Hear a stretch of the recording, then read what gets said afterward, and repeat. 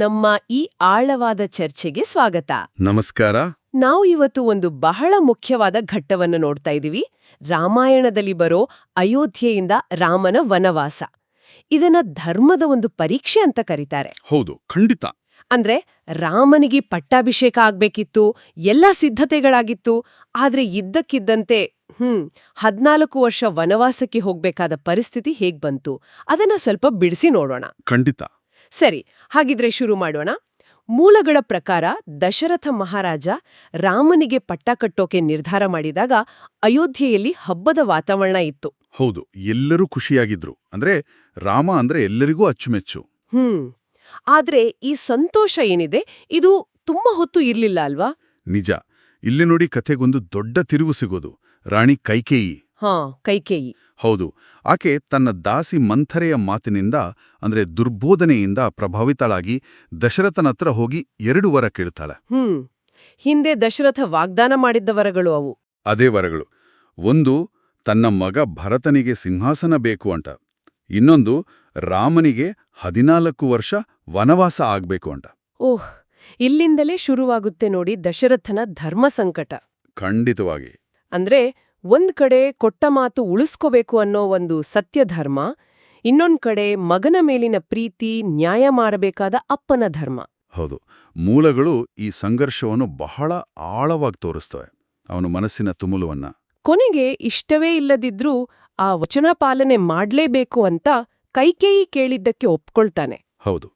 ಇಲ್ಲೊಂದು ಮುಖ್ಯವಾದ ಅಂಶ ಅಂದ್ರೆ ದಶರಥನಿಗೆ ತನ್ನ ಮಾತು ಉಳಿಸ್ಕೊಳ್ಳೋದು ರಾಜಧರ್ಮದ ಒಂದು ಭಾಗವಾಗಿತ್ತು. ಆಗಿನ ಕಾಲದಲ್ಲಿ ರಾಜನ ಮಾತಿಗೆ ಬಹಳ ಬೆಲೆ ಇತ್ತು. ಅದನ್ನ ಮುರಿಯೋದು ಅಂದ್ರೆ ಅದು ಅಧರ್ಮ ಅಂತಾನೆ ಭಾವಿಸ್ತಿದ್ರು. ಸರಿ ಸರಿ. ಈಗ ಅಸಲಿ ವಿಷಯಕ್ಕೆ ಬರೋಣ. ರಾಮನ ಪ್ರತಿಕ್ರಿಯೆ ಇದು ನಿಜವಾಗ್ಲೂ ಆಸಕ್ತಿಕರ. ಹೌದು. ಈ ವನವಾಸದ ಆದೇಶ ಕೇಳಿದ್ದಾಗ ರಾಮ ಹೇಗೆ ಪ್ರತಿಕ್ರಿಯಿಸಿದ? ಮೂಲಗಳ ಪ್ರಕಾರ ಅತ್ಯಂತ ಶಾಂತವಾಗಿ, ಸ್ವಲ್ಪನೂ ಬೇಸರವಾಗ್ಲಿ ಕೋಪವಾಗ್ಲಿ ತೋರಿಸ್ಲಿಲ್ಲ. ತಂದೆಯ ಮಾತನ್ನು ಪಾಲಿಸುವುದೇ ತನ್ನ ಧರ್ಮ ಅಂತ ಹೇಳಿ ಬಹಳ ಘನತೆಯಿಂದ ಒಪ್ಕೊಂಡ. ನಿಜವಾಗ್ಲೂ ಯಾವುದೇ ಪ್ರತಿರೋಧ ಇಲ್ವಾ? ಇಲ್ಲವೇ ಇಲ್ಲ.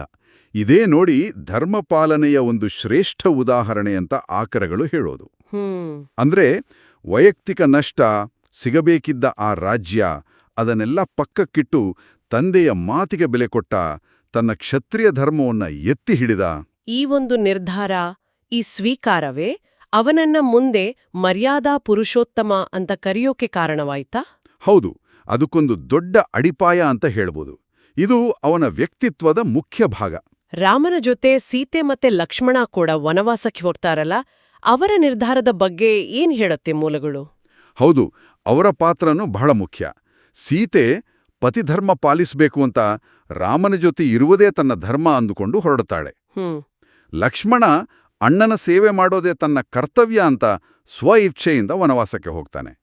ಅವರವರ ಧರ್ಮವನ್ನ ಅವರು ಪಾಲಿಸ್ತಾರೆ. ಹಾಗಾದ್ರೆ ಇದು ಕೇವಲ ರಾಮನೊಬ್ಬನ ಧರ್ಮ ಪರೀಕ್ಷೆ ಆಗಿರ್ಲಿಲ್ಲ? ಖಂಡಿತ ಅಲ್ಲ. ಸಂಬಂಧಪಟ್ಟ ಪ್ರತಿಯೊಬ್ಬರ ಧರ್ಮಕ್ಕೂ ಇದು ಒಂದು ಪರೀಕ್ಷೆಯಾಗಿತ್ತು.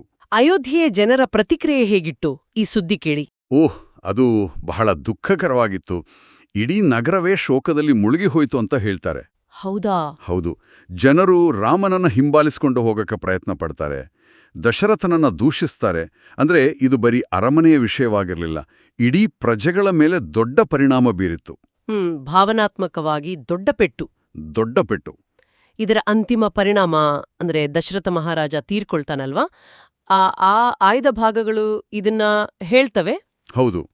ರಾಮನ ವಿಯೋಗದ ದುಃಖ ತಡೆಯೋಕಾಗದೆ ಸ್ವಲ್ಪ ದಿನದಲ್ಲೇ ದಶರಥ ಪ್ರಾಣ ಬಿಡ್ತಾನೆ. ಅಬ್ಬಾ, ಹಾಗಾದ್ರೆ ಇದು ಬರೀ ವನವಾಸ ಆಗಿರ್ಲಿಲ್ಲ, ಒಂದು ರಾಜ್ಯದ ಭವಿಷ್ಯವನ್ನೇ ಬದಲಾಯಿಸಿದ, ಜೀವಗಳನ್ನೇ ತೆಗೆದ ಒಂದು ಧರ್ಮದ ಕಠಿಣ ಪರೀಕ್ಷೆ. ಹೌದು. ಇದನ್ನ ದೊಡ್ಡ ಚಿತ್ರಣದಲ್ಲಿ ನೋಡಿದ್ರೆ ಅದೇ ಕಾಣಿಸುತ್ತೆ. ಕೈಕೇಯಿಯ ಆ 2 ವರಗಳು, ದಶರಥನ ವಚನ ಪಾಲನೆ, ರಾಮನ ಪ್ರಶ್ನೆಯಿಲ್ಲದ ಧರ್ಮನಿಷ್ಠೆ, ಇವೆಲ್ಲ ಸೇರ್ಕೊಂಡು ಈ ವನವಾಸಕ್ಕೆ ಕಾರಣವಾಯಿತು. ಪ್ರತಿಯೊಬ್ಬರೂ ತಮ್ಮ ತಮ್ಮ ಧರ್ಮದ ಪ್ರಕಾರ ನಡೀಬೇಕು ಅಂತ ಪ್ರಯತ್ನಪಟ್ರು. ಆದರೆ ಅದರ ಫಲಿತಾಂಶ ತುಂಬಾ ದುರಂತಮಯವಾಗಿತ್ತು. ಹಾಗಾದ್ರೆ ಈ ಮೂಲಗಳನ್ನೆಲ್ಲ ನೋಡಿ ನಮ್ಗೆ ಕೊನೆಗೆ ಏನು ಗೊತ್ತಾಗುತ್ತೆ? ರಾಮನ ಜೀವನದ ಈ ಒಂದು ಘಟ್ಟ ಅಂದ್ರೆ ವೈಯಕ್ತಿಕ ಇಷ್ಟಗಳಿಗಿಂತ ಕರ್ತವ್ಯಕ್ಕೆ ಕೊಟ್ಟ ಮಾತಿಗೆ ಎಷ್ಟು ಪ್ರಾಮುಖ್ಯತೆ ಇತ್ತು ಅನ್ನೋದನ್ನ ತೋರಿಸುತ್ತೆ. ಖಂಡಿತ. ಆದರೆ ಅದಕ್ಕೆ ತೆತ್ತ ಬೆಲೆ ಕೂಡ ಅಷ್ಟೇ ದೊಡ್ಡದು. ಹೌದು. ಇಲ್ಲಿ ಒಂದು ಮುಖ್ಯವಾದ ಪ್ರಶ್ನೆ ನಮ್ಮ ಮನಸ್ಸಲ್ಲಿ ಮೂಡುತ್ತೆ. ಈ ಮೂಲಗಳ ಆಧಾರದ ಮೇಲೆ ಯೋಚಿಸಿದ್ರೆ ರಾಮನ ಈ ವನವಾಸ ಕೇವಲ ಒಂದು ಶಿಕ್ಷಣ ಅಥವಾ ಮುಂದೆ ಬರಬೋರ ದೊಡ್ಡ ಸವಾಲುಗಳಿಗೆ ಅಂದ್ರೆ ರಾವಣ ಸಂಹಾರದಂಥ ಘಟನೆಗಳಿಗೆ ಅವನನ್ನ ತಯಾರು ಮಾಡೋ ಒಂದು ದೈವ ಜಮುಷೇನಾ? ಆಸಕ್ತಿಕರವಾದ ಯೋಚನೆ. ಹೌದು. ಮತ್ತೆ ಯಾವುದೇ ವಾದ ವಿವಾದ ಮಾಡದೆ ತಕ್ಷಣ ವನವಾಸ ಒಪ್ಕೊಂಡನಲ್ಲ ರಾಮ. ಆ ನಿರ್ಧಾರ ಆಗಿನ ಸಮಾಜದಲ್ಲಿ ಧರ್ಮ ಅನ್ನೋ ಪದಕ್ಕೆ ಎಂಥ ಅಚಲವಾದ ಸ್ಥಾನ ಇತ್ತು ಅನ್ನೋದ್ರ ಬಗ್ಗೆ ಏನ್ ಹೇಳುತ್ತೆ? ಹೌದು. ಈ ಘಟನೆಯನ್ನ ಬರೀ ಒಂದು ಅರಮನೆಯ ರಾಜಕೀಯ ಅಂತ ನೋಡೋದಾ, ಅಥವಾ ಅದಕ್ಕೂ ಮೀರಿದ ತತ್ವಗಳು, ಮೌಲ್ಯಗಳ ಒಂದು ಆಳವಾದ ಸಂಘರ್ಷ ಅಂತ ಪರಿಗಣಿಸಬೇಕಾ? ಇದು ಕೇಳುಗರು ಯೋಚಿಸಬೇಕಾದ ವಿಷಯ.